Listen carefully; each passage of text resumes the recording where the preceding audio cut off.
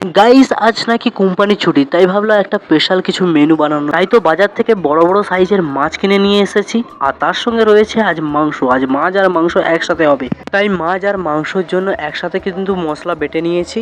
তো মাছটাকে কি করতে হবে, ভালো করে ধুয়ে নুন আর হলুদ মাখিয়ে নিয়েছি ভাজার জন্য। আর আজকে মাংসতে একটা স্পেশাল জিনিস দেবো, যেটা হচ্ছে ধনেপাতা আর কাঁচা লঙ্কা। মায়ের কাছ থেকে শুনেছি মাংসে ধনেপাতা আর কাঁচা লঙ্কা দিলে নাকি দুগুণ টেস্ট বাড়ে।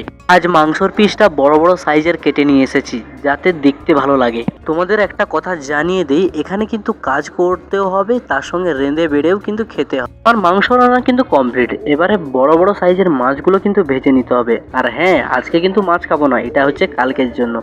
আজ শুধু মাংস দিয়েই আজকে ভাতটা খেয়ে নেব। আমাদের এত বাজেট নেই যে মাছ মাংস দুটো একসাথে খাবো। নিজে রেঁধেছি বলে বলছি না, আজকে কিন্তু মাংসটা অসাধারণ রান্না হয়েছে। তো আমি খাওয়া শেষ করি, আর ততক্ষণে তোমরা আরো মিনি ব্লগসের জন্য সাবস্ক্রাইব করো। Tata, bye bye.